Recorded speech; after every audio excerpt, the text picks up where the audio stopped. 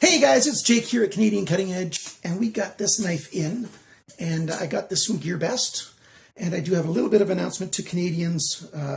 Just in 2 or 3 minutes, I'll let you know about GearBest, what's going on. And this knife is the EW106. It's a small budget, very low budget. This thing, if you're looking for something inexpensive to get for Christmas, here is an awesome choice for somebody in your life who likes pink. So stick around for the full review of the EW106 from Enlan, coming at you right now.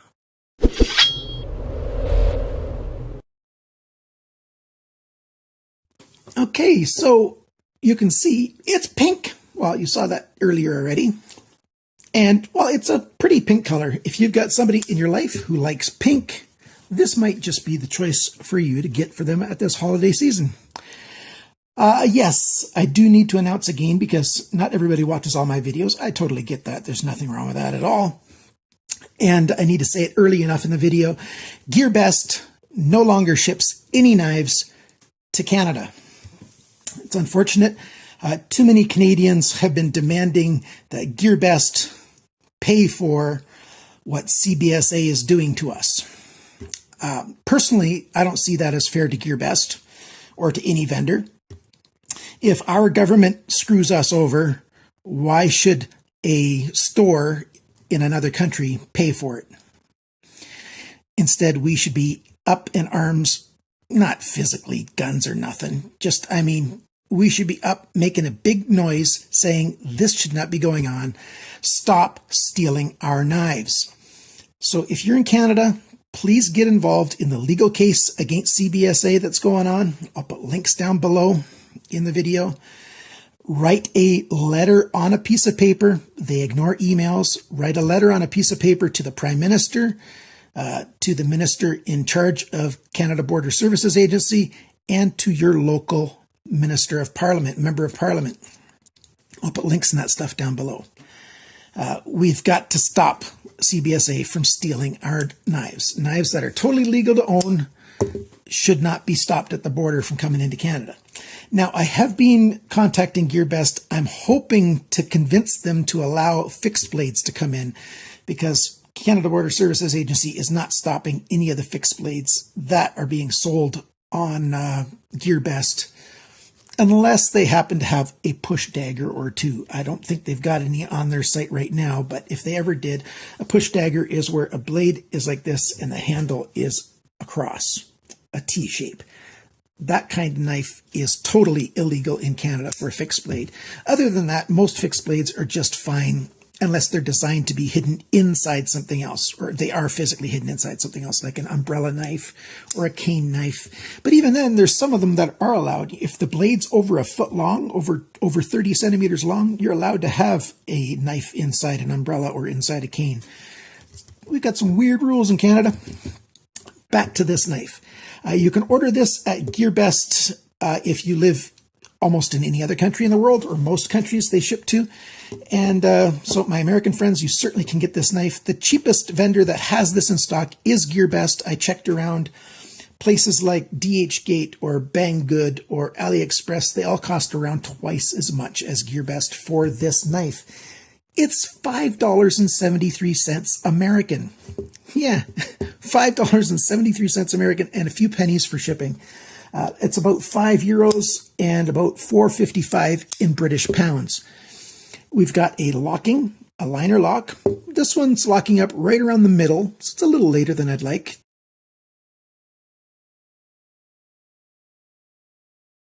Not a big deal on a $5 knife.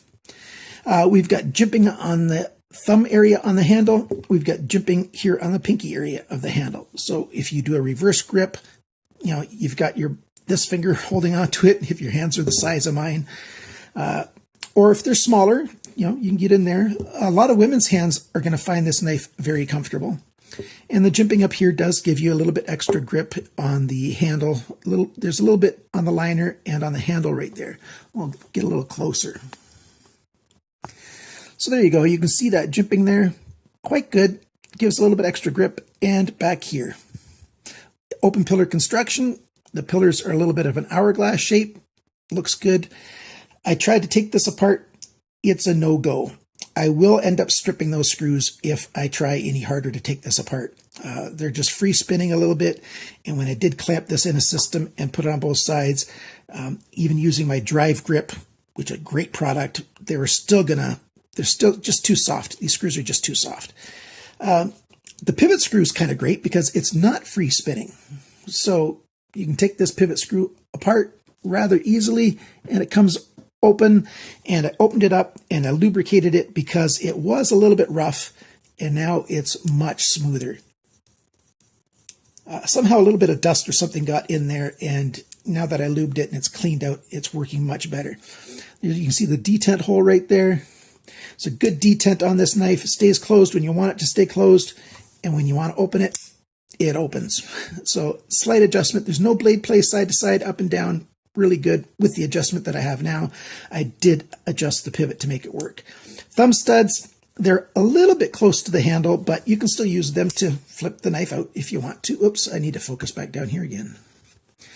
So yeah, the knife flips open using the thumb studs, or it flips open using the flipper tab. You can just push straight down and it'll come flying out, or light switch works just fine too. We've got a cool blade shape here. It's a bit of a drop point, or maybe a clip point, whatever you want to call it. And it's got a Tanto style bevel here, which means you can see hopefully a little bit of a bevel line right where my pinky nail is going right there. So hopefully as I move it back and forth, you can see that there. So that's, I don't know if you can see it, but it's not a Tanto grind on the cutting edge, but the way the blade goes thinner right there. Let me see if I can get this focused again. Not a lot of focusing hasn't been working that well lately. So there you go. You can see how the blade goes straight, thinner right there. Not a hollow grind. It's a saber grind, a flat grind. Quite nice. 8CR13 MOV steel right there. You can see the thumb studs there look quite nice. There's no sharpener's choil. I wish there was, but there isn't.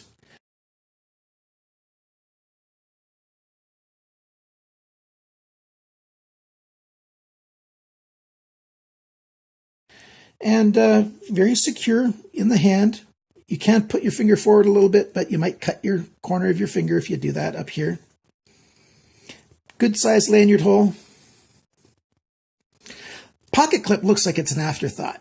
It's too big for this size knife, and it's way too low. You've got over an inch sticking out of your pocket. Let's demonstrate that now, and then we'll do the dimensions. So there's a pair of pants, and the pocket clip is very functional. It works just fine. It's a good pocket clip, holds well, and that's how much knife you've got sticking out of the pocket. I'll put a measurement on the screen exactly how far that is. I forgot to measure that, but it's like over 2 centimeters, about 2.5 centimeters, about an inch sticking out, maybe a tiny bit more. And we'll zoom in for these dimensions. The cutting edge and the blade length are the same. It is 6.6 centimeters, 2.6 inches. The blade thickness is 2.35 millimeters. That's 0.0925 inches. The blade depth, right after the thumb studs here, is 2.34 centimeters. That's 0.92 of an inch. The thickness of the edge behind the grind is 0.69 of a millimeter. That's 0.027 of an inch. Quite thick behind the grind, thicker than you would normally expect on a knife of this size. But the grind angle is done quite consistently. 24.6 on this side, 25.2 on that side. So that's around half of a degree difference from one side to the other.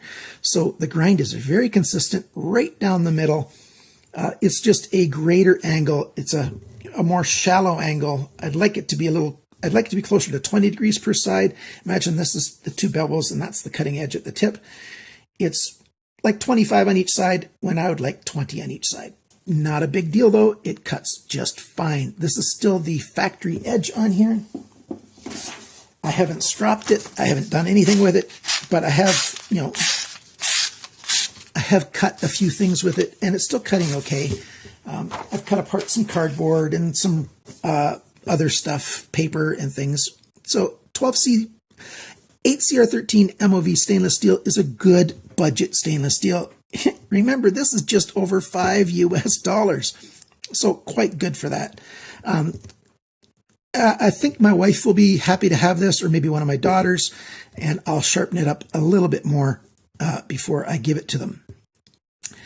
Just to a higher grind, not a steeper angle. I think I'm just going to grind it so that it's more like a mirror edge or close to a mirror edge. You know, it's going to be a gift. Okay, so the rest of the measurements, I keep getting distracted halfway through the measurements, don't I? I do that on so many videos. Handle length is 9 centimeters. That's 3.55 inches. The grip area on the inside here is 7.2 centimeters, 2.84 inches. The handle thickness, not counting the pocket clip, is 1.27 centimeters. That's 0.5 of an inch, so half an inch thick. Very, very traditional thickness. The handle depth right here after this first choil is 2.33 centimeters, 0.92 of an inch. And then the knife depth when it's closed and in your pocket, again, right after the thumb stud here, is 2.74 centimeters. That's 1.08 of an inch. And the total length of this knife open, oh, I forgot to do the inches, 15.5 centimeters. It's just 6.5 inches, something like that. I'm just guessing right now. I'll put the measurement on the screen. How much does it cost? Well, I've already told you, $5.73 or just over €5 and about $4.50 in British pounds. Great size for in a purse or in a pocket, in a glove box, in a backpack. The material here, I think it's G10, but it might be an ABS. Not sure exactly what it is. They don't tell us. This knife doesn't show up on the Enlan website. They don't have any of the EW series knives on their website. I don't know why that whole series is not listed there. So we just have to do what we can. Secure in the hand, good detent. It needed lubrication. It needed a slight adjustment on the pivot. The jimping's good. Very secure with this forward choil and then the flipper tab getting in there. Either the thumb studs or the flipper tab works just fine. It's a really nice knife. The cons, no sharpener's choil. That's a very small thing. Pocket clip is just kind of odd and too big and it's not a deep pocket clip, but I'm glad there's 3 screws, so it's super secure on there. That's a good thing. And the other con is that these body screws are soft and they used a thread locker. So take this knife apart only if you've got spare screws to put it back together again. A little bit late on the lockup for a brand new knife, but it's still got a fair bit of wear on it. A knife like this is not going to get extensively used, I don't think. I think this is a knife that's going to see emergency use and not EDC use. But I might be wrong. So here's this knife. I've got a couple more fixed blades knives. I've got a couple more fixed blade knives to review, and I just hope one of the packages from my sister and a package from Best Tech USA. Best Tech's not in USA, Best Tech's in China, but it's being shipped from the USA. The Best Tech rep down in New Orleans is sending me some knives that I bought that are being sent to me. Hopefully those will show up soon so I can review those. But until then, I'll be trying all kinds of other videos to make the time pass. Thanks for watching. Thanks for liking, sharing, commenting, and subscribing. And remember, guys, always cut towards your chum, not your thumb.